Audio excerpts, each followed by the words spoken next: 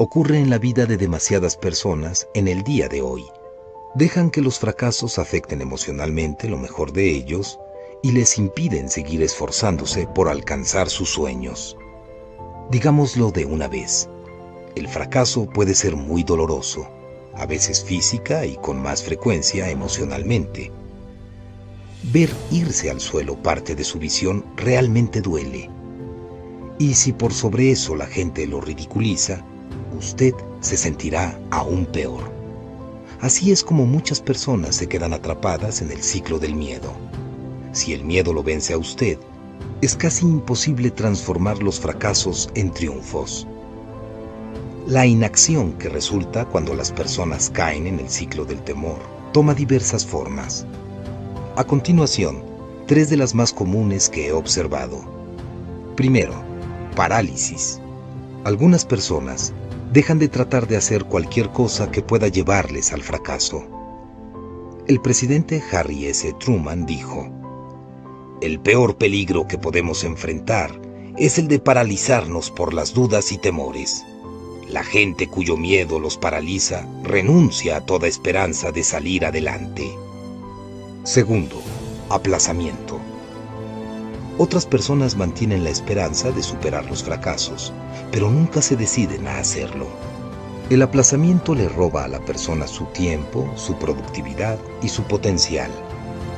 Como dijo el presidente John F. Kennedy, todo plan de acción tiene sus riesgos y su costo, pero no tienen punto de comparación con los riesgos y costos de una cómoda inacción. El aplazamiento es un precio demasiado alto a pagar por el temor al fracaso.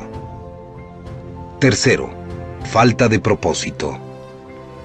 Tom Peters, coautor de En busca de la excelencia, dice que no hay nada más útil que alguien que llega al final del día y se felicita, diciendo: "Bien, pasé el día sin ningún contratiempo". Es lo que hacen muchas personas que le tienen miedo al fracaso. En lugar de ir tras objetivos dignos, evitan el dolor de cometer errores. En medio de ese transcurrir, pierden de vista cualquier sentido de propósito que alguna vez pudieron haber tenido. Conforme el miedo al fracaso y la inactividad que produce se combinan, una persona en el ciclo del miedo exhibe efectos colaterales negativos adicionales como autocompasión, excusas, mal uso de su energía y sentimientos de desesperanza. Muchas personas no pueden superar el miedo porque se enfocan en aspectos equivocados. Estas personas piensan que lo que deben eliminar es aquello que generó el miedo en primer lugar. No se puede evitar tener miedo. Ninguna poción mágica lo va a hacer irse, y no se puede esperar estar motivado para seguir adelante. Para conquistar el miedo, la persona tiene que sentirlo y aún así actuar. El dramaturgo George Bernard Shaw afirmó: "Una vida usada cometiendo errores no solamente es más honorable, sino que es más útil que una vida usada no haciendo nada". Para derrotar el miedo y romper el ciclo, hay que estar dispuesto a reconocer que va a ser necesario pasar gran parte de la vida cometiendo errores. Lo malo es que si la persona ha estado inactiva por demasiado tiempo, echar a andar le será difícil. Lo bueno es que, tan pronto como empiece a caminar, le será cada vez más fácil seguir. Si usted puede entrar en acción y se mantiene cometiendo errores, estará ganando experiencia. Esta es la razón por la que el presidente Theodore Roosevelt dijo: "No progresa quien no comete errores". Esta experiencia producirá competencia y la persona cometerá menos errores. Como resultado, su miedo será menos paralizante. Pero todo el proceso de romper el ciclo comienza con la acción. Uno debe empezar a actuar hasta sentir y no esperar a sentir emociones positivas para entonces ponerse en acción. Mucha gente sin éxito cae en el ciclo del miedo. Pero lo mismo ocurre con las personas altamente exitosas.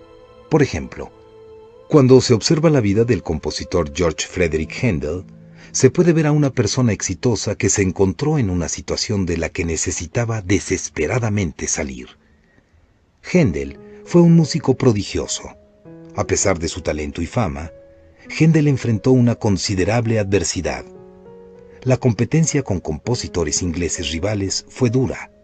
El público era veleidoso y a veces no acudía a sus presentaciones. Además de eso, fue víctima frecuente del cambio de los vientos políticos de esos tiempos. Varias veces se encontró sin un centavo en los bolsillos y al borde de la bancarrota. Era difícil para él dominar el dolor que le provocaban el rechazo y los fracasos. Luego sus problemas se complicaron por el quebrantamiento de su salud. Sufrió un derrame que lo dejó con su brazo derecho sin movimiento, lo que significó la pérdida del uso de 4 dedos de su mano derecha. Aunque se recuperó, quedó abatido. En 1741, decidió que era el tiempo de retirarse, aun cuando solo tenía 56 años. Se sentía desanimado, miserable y lleno de deudas. Creía que sus acreedores lo mandarían a prisión. El 8 de abril de ese mismo año, ofreció lo que se interpretó como su concierto de despedida. Triste y lleno de autocompasión, se dio por vencido. Pero en agosto de ese año, algo increíble ocurrió. Un amigo acaudalado llamado Charles Jennings visitó a Händel y le entregó un libreto basado en la vida de Cristo. La obra intrigó a Händel lo suficiente como para ponerlo en acción. Empezó a escribir e inmediatamente se le abrieron las compuertas de la inspiración. Su ciclo de inactividad había sido roto. Durante 21 días escribió casi sin parar. Luego pasó otros 2 días trabajando en la orquestación. En 24 días completó el manuscrito de 260 páginas. Llamó a esa obra El Mesías. Cuando se ha logrado vencer los dolores emocionales del fracaso, no importa mucho cuán buena o mala sea su historia personal. La única cosa que importa es que usted enfrentó a su miedo y logró ponerse en actividad. Haga eso y se estará dando la oportunidad de aprender cómo dar con el lado positivo del fracaso.